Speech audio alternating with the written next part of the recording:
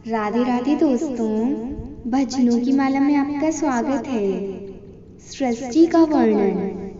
तदंतर नारद जी के पूछने पर ब्रह्मा जी बोले, मुनि, हमें पूर्वोक्त आदेश देकर जब महादेव जी अंतर्ध्यान हो गए, तब मैं उनकी आज्ञा का पालन करने के लिए ध्यानमग्न हो कर्तव्य का विचार करने लगा। उस समय भगवान शंकर को नमस्कार करके श्री हरि से ज्ञान पाकर परमानंद को प्राप्त हो मैंने सृष्टि करने का ही निश्चय किया। तात भगवान विष्णु भी वहाँ सदाशिव को प्रणाम करके मुझे आवश्यक उपदेश दे तत्काल अदृश्य हो गए।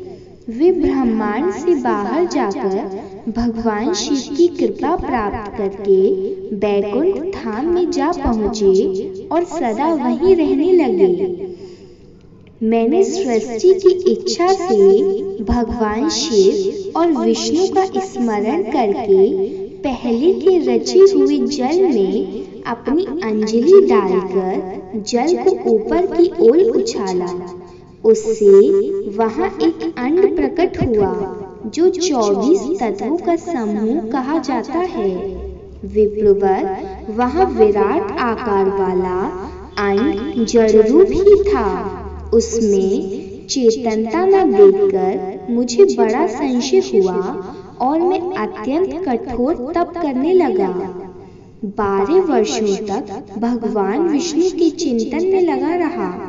तात वह समय पूर्ण होने पर भगवान श्री हरि स्वयं प्रकट हुए और बड़े प्रेम से मेरे अंगों का स्पर्श करते हुए मुझसे प्रसन्नता पूर्वक बोले। श्री विष्णु ने कहा, ब्राह्मण, तुम वर मांगो, मैं प्रसन्न हूँ। मुझे तुम्हारे लिए कुछ भी अदेय नहीं है। भगवान शिव की कृपा से मैं सब कुछ देने में समर्थ हूँ। ब्रह्मा बोले, अर्थात मैंने कहा, महाभाग, आपने जो मुझ पर कृपा की है वह सर्वथा उचित ही है, क्योंकि भगवान शंकर ने मुझे आपके हाथों में सौंप दिया है। विष्णु, आपको नमस्कार है। आज मैं आपसे जो कुछ मांगता हूँ उसे दीजिए। प्रभु, यह विराट रूप 24 तत्वों से बना हुआ अंड किसी तरह चेतन नहीं हो रहा है, जड़ीभूत दिखाई देता है। हरे, इस समय भगवान शिव की कृपा से आप यहाँ प्रकट हुए हैं, अतः शंकर की सृष्टि शक्ति या विभूति से प्राप्त हुए इस अंड में चेतना लाइए। मेरे ऐसा कहने पर शिव की आज्ञा में तत्पर रहने वाले महाविष्णु ने अनंत रूप का आश्रय ले उस अंड में प्रवेश किया। उस समय उन परम पुष्प के सहस्त्रों मस्तक, सहस्त्रों नेत्र और सहस्त्रों पैर थे। उन्होंने भूमि को सब ओर से घेरकर उस अंड को व्याप्त कर लिया। मेरे द्वारा भली भांति स्तुति की जाने पर जब श्री विष्णु ने उस अंड में प्रवेश किया, तब वह 24 तत्वों का विकार रूप अंड सचेतन हो गया। पाताल से लेकर सत्यलोक तक की अवधि वाले उस अंड के रूप में वह साक्षात श्री हरि ही विराजने लगे। उस विराट अंड में व्यापक होने से ही वे प्रभु वेराज पुष्प कहलाए। पंचमुख महादेव ने केवल अपने रहने के लिए सरयू कैलाश नगर का निर्माण किया, जो सब लोगों से ऊपर सुशोभित होता है। देवर्षि, संपूर्ण ब्रह्मांड का नाश हो जाने पर भी बैकुंठ और कैलाश, इन दोनों धामों का यहाँ कभी नाश नहीं होता। मुनि श्रेष्ठ, मैं सत्यलोक का आश्रय लेकर रहता हूँ। तात महादेव जी की आज्ञा से ही मुझ में सृष्टि रचने की इच्छा उत्पन्न हुई है। बेटा, जब मैं सृष्टि की इच्छा से चिंतन करने लगा, उस समय मुझसे अनजाने में ही पापपूर्ण तमोगुणी सृष्टि का प्रादुर्भाव हुआ, जिसे अविद्या पंचक अथवा पंचपर्वा अविद्या कहते हैं। तदंतर प्रसन्नचित होकर शंभु की आज्ञा से मैं पुनः अनासक्त भाव से सृष्टि का चिंतन करने लगा। उस समय मेरे द्वारा स्थावर संज्ञक वृक्ष आदि की सृष्टि हुई, जिसे मुख्य सर्ग कहते हैं। यह पहला सर्ग है। उसे देखकर तथा वह अपने लिए पुरुषार्थ का साधक नहीं है, यह जानकर सृष्टि की इच्छा वाले मुझ ब्रह्मा ने दूसरा सर्ग प्रकट हुआ, जो दुख से भरा हुआ है। उसका नाम तिर्यक स्त्रोता। वह सर्ग भी पुरुषार्थ का साधक नहीं था। उसे भी पुरुषार्थ साधन ने शक्ति से रहित जान जब मैं पुनः सृष्टि का चिंतन करने लगा, तब मुझसे शीघ्र ही तीसरे सात्विक सर्ग का प्रादुर्भाव हुआ, जिसे उग्र स्त्रोता कहते हैं। यह देवसर्ग के नाम से विख्यात हुआ। देवसर्ग सत्यवादी तथा अत्यंत सुखदायक है। उसे भी पुरुषार्थ साधन की रुचि एवं अधिकार से रहित मानकर मैंने अन्य सर्ग के लिए अपने स्वामी श्री शिव का चिंतन आरंभ किया। तब भगवान शंकर की आज्ञा से एक रजोगुणी सृष्टि का प्रादुर्भाव हुआ, जिसे अर्वाक स्त्रोता कहा गया है। इस सर्ग के प्राणी मनुष्य हैं, जो पुरुषार्थ साधन के उच्च अधिकारी हैं।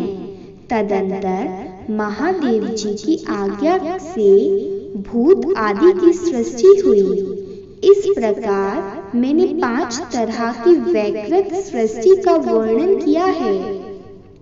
इसके सिवा 3 प्राकृत सर्ग भी कहे गए हैं, जो मुझ ब्रह्मा के सानिध्य से प्रकृति से ही प्रकट हुए हैं। इसमें पहला महत्वत सर्ग है, दूसरा सूक्ष्म भूतों अर्थात तंत्र मात्राओं का सर्ग है, और तीसरा वैकारिक सर्ग कहलाता है। इस तरह ये 3 प्राकृत सर्ग हैं। प्राकृत और वैकृत दोनों प्रकार के सर्गों को मिलाने से 8 सर्ग होते हैं। इनके सिवा 9वां कौमार सर्ग है, जो प्राकृत और वैकृत भी है। इन सब के अवान्तर भेद का मैं वर्णन नहीं कर सकता, क्योंकि उसका उपयोग बहुत थोड़ा है। अब द्विजात्मक सर्ग का प्रतिपादन करता हूँ। इसी का दूसरा नाम कौमार सर्ग है, जिसमें सनक, सनंदन आदि कुमारों की महत्वपूर्ण सृष्टि हुई है। सनक आदि मेरे 5 मानस पुत्र हैं, जो मुझ ब्रह्मा के ही समान हैं। वे महान वैराग्य से संपन्न तथा उत्तम व्रत का पालन करने वाले हुए। उनका मन सदा भगवान शिव के चिंतन में ही लगा रहता है। वे संसार से विमुख एवं ज्ञानी हैं। उन्होंने मेरे आदेश देने पर ही सृष्टि के कार्य में मन नहीं लगाया। मुनि श्रेष्ठ नारद सनकादि कुमारों के दिए हुए नकारात्मक उत्तर को सुनकर मैंने बड़ा भयंकर क्रोध प्रकट किया। उस समय मुझ पर मोह छा गया। उस अवसर पर मैंने मन ही मन भगवान विष्णु का स्मरण किया। वे शीघ्र ही आ गए और उन्होंने समझाते हुए मुझसे कहा, तुम भगवान शिव की प्रसन्नता के लिए तपस्या करो। मुनि श्रेष्ठ श्री हरि ने जब मुझे ऐसी शिक्षा दी, तब मैं महाघोर एवं उत्कृष्ट तप करने लगा। सृष्टि के लिए तपस्या करते हुए मेरी दोनों भौहों और नासिका के मध्य भाग से, जो उनका अपना ही अविमुक्त नामक स्थान है, महेश्वर की 3 मूर्तियों में से अंततम पुण्याश सर्वेश्वर एवं दया सागर भगवान शिव अर्धनारीश्वर रूप में प्रकट हुए, जो जन्म से रहित तेज की राशि, सर्वज्ञ तथा सर्व स्पष्टा हैं। उन नील लोहित नामधारी साक्षात उमा वल्लभ शंकर को सामने देख बड़ी भक्ति से मस्तक झुका उनकी स्तुति करके मैं बड़ा प्रसन्न हुआ और उन देवेश्वर से बोला, प्रभु आप भांति भांति के जीवों की सृष्टि कीजिए। मेरी यह बात सुनकर उन देवाधिदेव महेश्वर रुद्र ने अपने ही समान बहुत से रुद्रगणों की सृष्टि की। तब मैंने अपने स्वामी महेश्वर महारुद्र से फिर कहा, देव आप ऐसे जीवों की सृष्टि कीजिए जो जन्म और मृत्यु के भय से युक्त हों। मुनि श्रेष्ठ मेरी ऐसी बात सुनकर करुणा सागर महादेव जी हंस पड़े और तत्काल इस प्रकार बोले। महादेव जी ने कहा, विधातन मैं जन्म और मृत्यु के भय से युक्त अशोभन जीवों की सृष्टि नहीं करूंगा, क्योंकि वे कर्मों के अधीन हो दुख के समुद्र में डूबे रहेंगे। मैं तो दुख के सागर में डूबे हुए उन जीवों का उद्धार मात्र करूंगा। गुरु का स्वरूप धारण करके उत्तम ज्ञान प्रदान कर उन सबको संसार सागर से पार करूंगा।